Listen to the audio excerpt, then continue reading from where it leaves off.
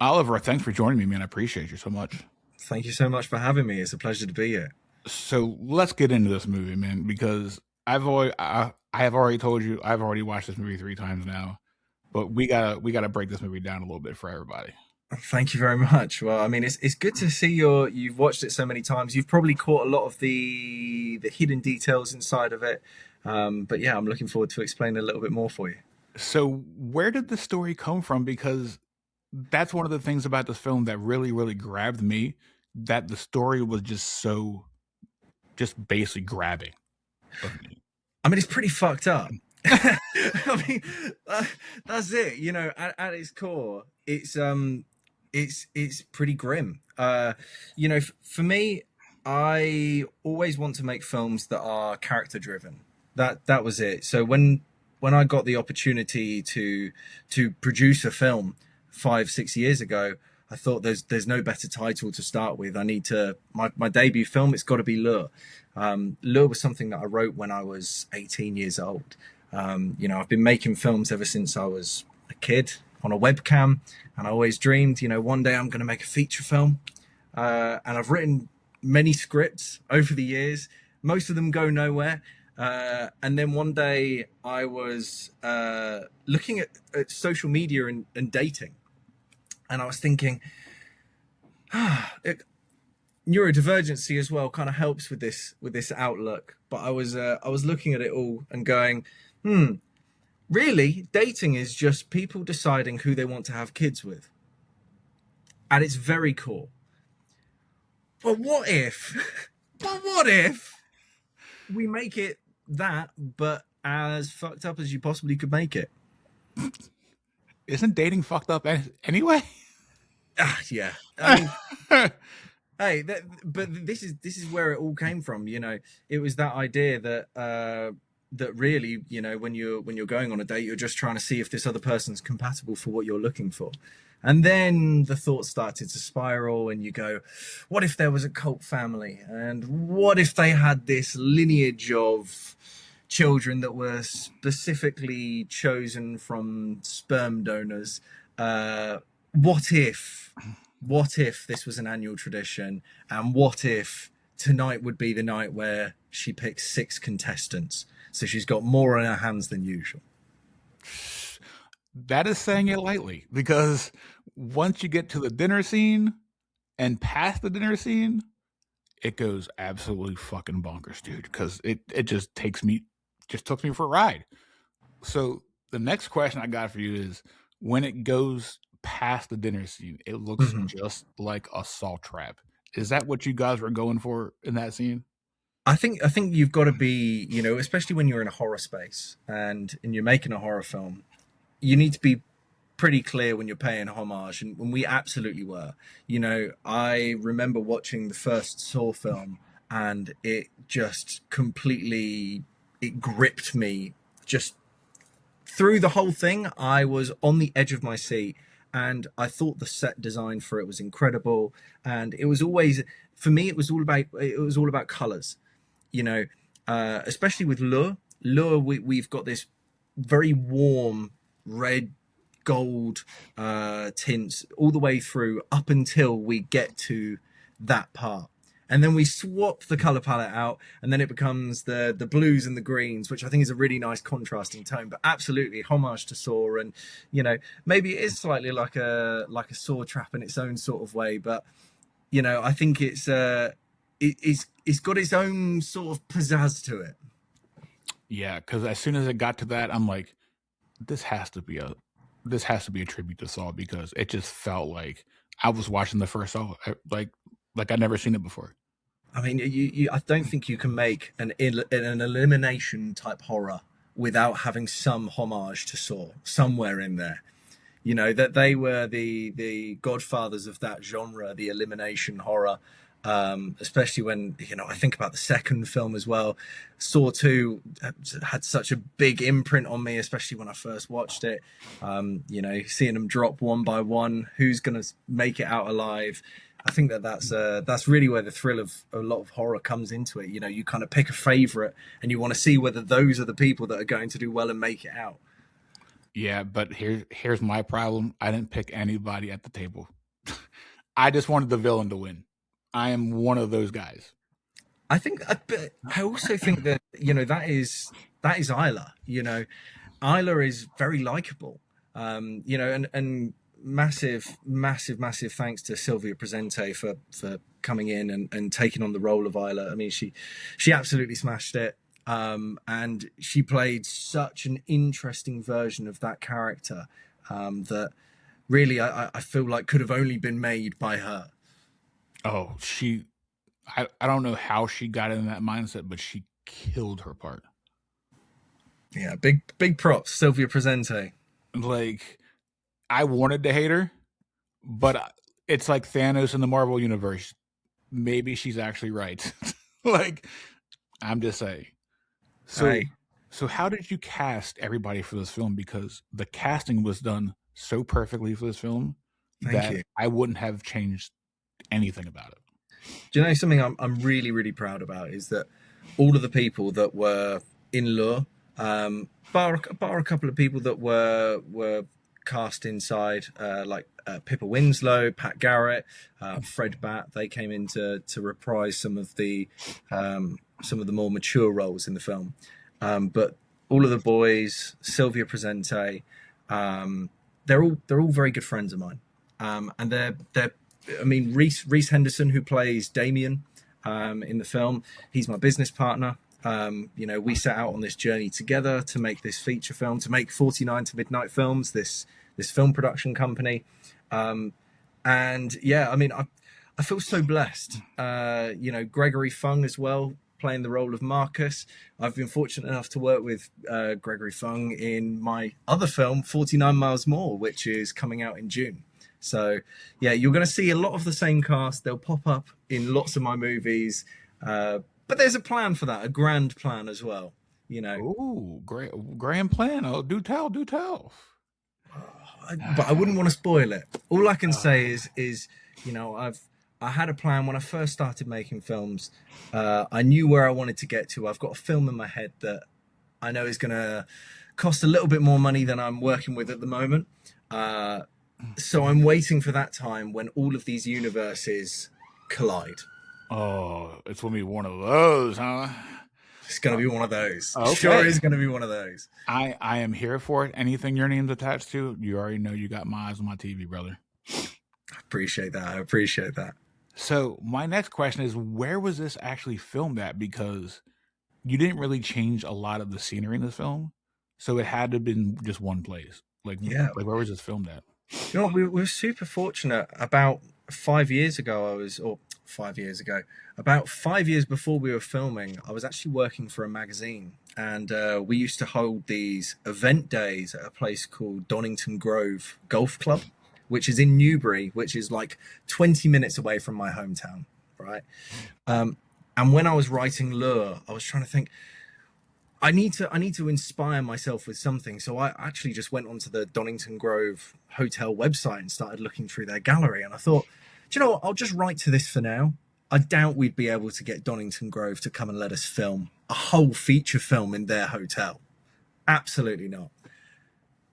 I made the feature, I wrote it all out, and it came to pre-production, and we were going, right, well, where do we host this mansion? Where do we set this? And we put a few calls in, and we were super fortunate. They were on board. So we had the run of this hotel and all of its golf course, and in the film where you're talking about like the basement, that is their basement underneath. Everything is set inside of Donington Grove. So we were very fortunate. It was a location base, but also all of the scenes got shot there. It was very little that was actually shot external from that. That is awesome, because I'm like, he didn't really change a lot, so it's got to be the same spot. That is absolutely wild, dude. This is it. Go check it out as well. You have a look and you'll go, ah, there's where that scene is, and there's where that scene is. And strangely, it's almost like the whole layout of this house is like it's perfect for this film. And so we were so lucky to get it as well, because I mean, I'm sure you know, like set design and production design costs a huge amount when you're making a film, and to try and get things to work, even just geographically and locations based. You know, you have a character walk out of a doorway, well, it hinges a certain way, Yeah, so the next shot needs to have a hinge that goes a certain way, and it all just worked out. And you know, it was one of those things that, especially for my first film, it took a lot of stress off of my brain trying to work out the sort of logistical elements of like patching scenes together. I could just shoot it here and it just all seemed to work, which was amazing.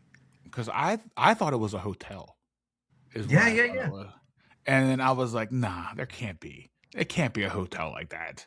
And Oh, then and then trust my me, wife, the guests were not best pleased when we were shooting scenes at like 3 a.m. in the morning and we got people screaming in the basement. I can only imagine the looks and the comments people probably made at you guys saying keep it down or something. Honestly, we had to be, because obviously you saw a lot of the makeup, special effects. Props to Lily Simmons; she absolutely smashed all the visual effects and the makeup and design for that. Yeah, we had to be super careful, just because obviously you have actors, you get them ready first thing in the morning. You know, Kit suffers. Tom from the film suffers an eye injury, as we know, and has this massive pussy eye throughout half of the film. Well, obviously, you put that makeup on first thing in the morning, and they're sitting there eating their breakfast in the main hall. So obviously, you don't want guests to be walking past, otherwise they'd go, "What have they done to him?" You know. So yeah, it was very strange. We were having to sort of keep ourselves quite secluded into the back rooms, you know, making sure that, okay, there's no guests here, right? Let's get all the actors through when they're covered in blood and whatnot. You know, trying not to surprise any guests or anything like that. It was a lot of fun. Scare everybody away, just have everybody run out screaming and shit. Yeah, honestly, we had one occasion with a smoke alarm. We were filming the scenes where you've got Edward lighting the candles for the boys, Yeah. and in that scene, I'd seen it that we've got moonlight coming through the window, and that moonlight's picked up with some haze in the room or whatever.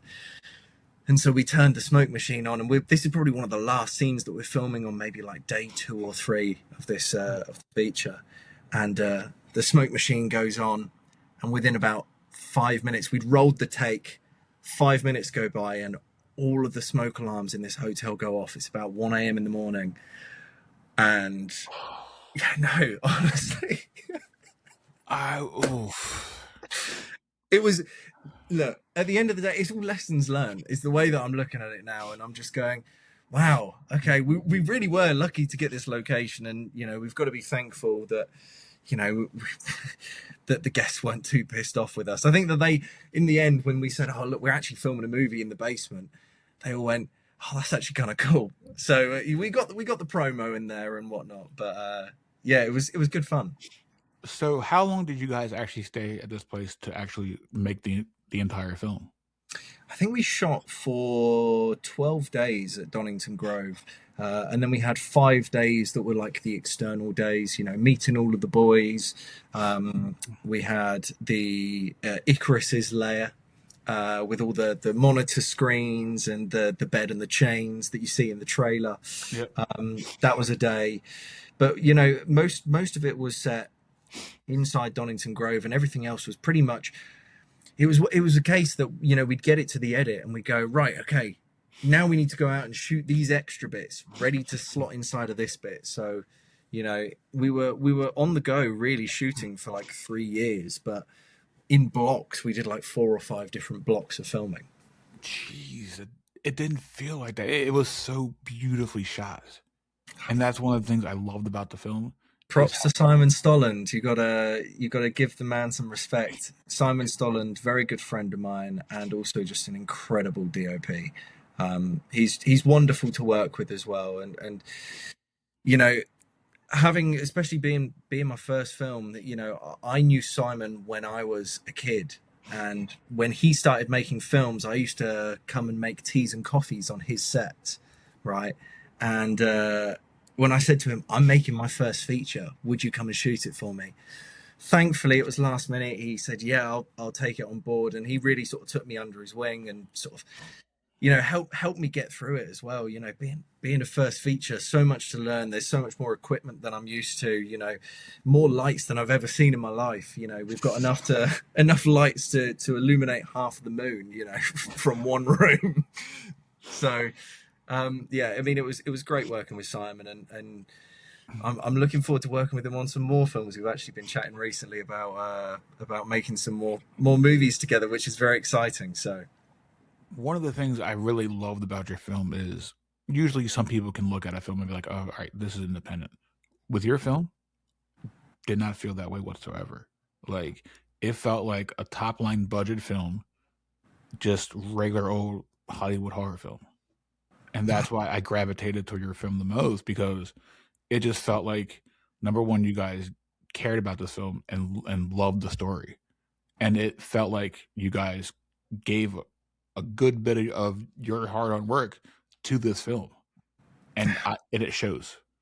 I mean, I really appreciate that. I mean, whenever you're making a film, especially at this independent level, you're always aiming to try and make a product that looks bigger than your budget. I think that's always the thing for a lot of filmmakers. You want to try and really maximize your locations, make sure that it looks beautiful on camera, that the color grade looks nice throughout, sound design is cool, and it took a long time for us to get there. It was not an overnight thing. Like I said, it was 5 years in the making from first sort of pre-production days to getting the movie out and distributed. So it was a lot of learning curves, and I'm very grateful to have just been surrounded by such an incredible team, an incredible cast, an incredible crew. Reese Henderson as well, giving me lots of support while I was working my way through an edit. I mean, to put this into perspective for you, we had an issue with timecode. If you're familiar with timecode on a film set. So for the audience at home that might not be, timecode is how you sync audio to your camera, and it's pretty seamless normally. But unfortunately, we had an issue, and we finished our first cut of the film, put all of the scenes into a timeline, and then all of the audio, all of the data gone. And so I manually resynced the entirety of the film again, going through the sound files and redoing it, because it read the time code that if we were filming at the same time on a different day, it would get those audios confused. It didn't realize that there were separate days. It was just seeing it as like 11 a.m., 11 a.m., 11 a.m. And then all of the files together. I don't even want to know some of the words you said that day, because I already know they were a bunch of 4-letter words that day. It was a lot of 4-letter words. I definitely said a lot of 4-letter words, yeah. I also became bilingual as well, spoke a lot of French. I can only imagine that has to be crushing. But I'm a very big believer in the universe. I've spoken to a lot of people about this, and I believe everything happens for you, not to you, right? Absolutely. And it had to happen on this first film. I feel like everything that could possibly go wrong has to happen on your first one. It's like trial by fire, right? They say if you want to be a filmmaker, you've got to learn to manually resync all of your clips for a whole feature film from the beginning. I feel like that was what the trial by fire was for me, and it didn't end there. So I feel so grateful to have just come out the other side. The movie's out there. Obviously, we've got people like yourself who've watched it a few times now, and it's getting the love that I think it really deserves. I just wish I could have seen it on a big screen where it deserved to be seen. Like this is my biggest pet peeve of watching films at home now. You don't get that feeling anymore. You're sitting in a seat with 30, 40 other people, and the film just grabs you just by the face and just pulls you into it. It's the buzz of the room as well, isn't it? Yeah, it's that it's that feeling, that mutual tension that you get off of other people. I'm sure it's like a pheromone thing. Like scientifically, I'm sure there must be a thing about it. You know, you Oh, go and watch horror with other people, and there is like that fear in the air. I will never forget the feeling I had watching the very first Scream film in the theater when everybody's screaming, "Don't go in that room. He's behind the door." That's how I want every single movie that I watch be like that. And I think your film deserves to be on a big screen like that. I appreciate that. I mean, have you tried virtual reality I have. for film watching? I think it's incredible. I have not done that. Well, I've put you on now. I've put you on. Give it a I'm try. There's some apps out there like Big Screen VR, which are really, really cool, where you can stream your movies. Like Netflix has an app there, and you can literally, like a cinema screen, and you are sitting in a cinema. oh no. Yeah, I have to research this now because now give it a try. Give it a try. I will give it a try and radio back to you because I think you may be onto something here. Now, the big question for you, every single interview I do, I ask this question. Talk to me. I hope you're ready for this question because I've gotten a few people this question. If you have an unlimited budget, money's not an option, you could remake or make an original film, what would it be?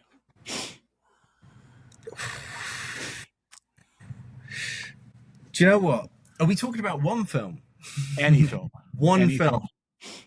You know, if I was given all the resources in the world, it would be that film that I spoke to you about earlier, where the universes collide. It's an idea that's been ingrained in my brain since I was young enough to think that filmmaking would be an easy career path for me.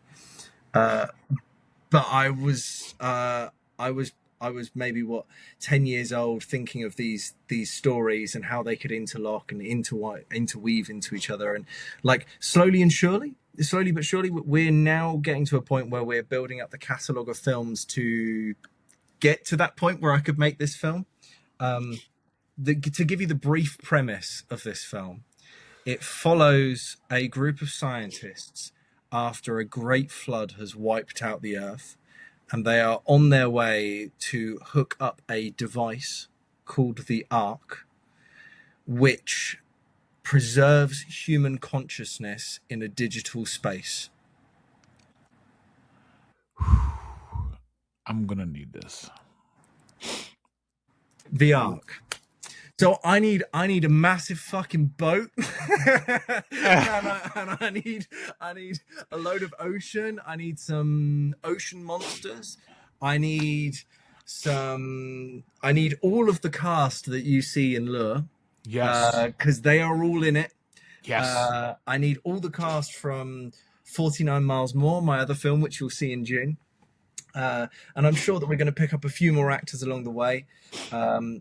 But yeah, that is a film that I really, really, really want to make. And I know that we're going to get there at some point. When? I'm not sure. Maybe within the next 10 years. That's what I would say. Oh, I'll be here waiting for it because you already got me. Like, hey, well, that's good. That's right good. Off the bat. Where can everybody follow you? People can go on Instagram. On Instagram. It's Oliver Cox Director, but also at 49 to Midnight Films. That's 49TO Midnight Films. And yeah, come follow us. Check out our page. We're going to be posting a load more about 49 Miles More, and as that releases, we'll be having more of the trailers and all of that sort of stuff dropping. And new film is very much on the horizon. We're in pre-production for our next title at the moment, which is called Severed. Oh. You heard it here first. Severed. Yep, you already got me. I've got you. After a failed suicide attempt, Lawrence finds himself split between two worlds. It's just how I would tease you with it at this point. It's all I need. Just tell me where to throw my money at. Well, here's my bank details. That's Drop it off off. air. That'd Off be air for lovely. that. Yeah, yeah, yeah. And I'll take the 3 digits on the back of your card. Yeah. So where can people stream the film? I got it off of Apple TV. Is it Oh, on amazing. on Amazon? It is, yeah. So it's on Apple TV, it's on Amazon. I believe it's also on Comcast as well now. Yeah, we've been sort of looking at the distribution, and June. I know that there's a load more that's opening up in America. Like we're getting a load more platforms take it on. I think Hulu as well might be Hulu. taking it on. Hell Yeah. So yeah, there's a few places it's going to be. For the time being, Amazon, Apple TV, in the UK and the US and New Zealand. And I think actually there's some other places as well that are taking it on. It's literally happening right now. So even I feel kind of out of the loop. I'm just kind of waiting to see what happens now. I'm like an excited puppy, just waiting for the biscuits. That's what I am. I'm waiting for the biscuits right now, Justin. I can't. Well, I can't wait because I'm showing your film to 2 more people tonight, and I can't wait. Really? Oh yeah. Well, do let me know what they think. All of my friends want to see this. So I have a group of my friends coming tonight and a group of my friends coming on Friday. They're going to leave my house like I saw it the first time, being like, "What the fuck did I just watch?" Hey, well, welcome to the family. You got to tell them that I say to them, "Welcome to the family." Oliver, thank you very much for joining me, man. I appreciate you so much. Justin, it was a pleasure. Anytime.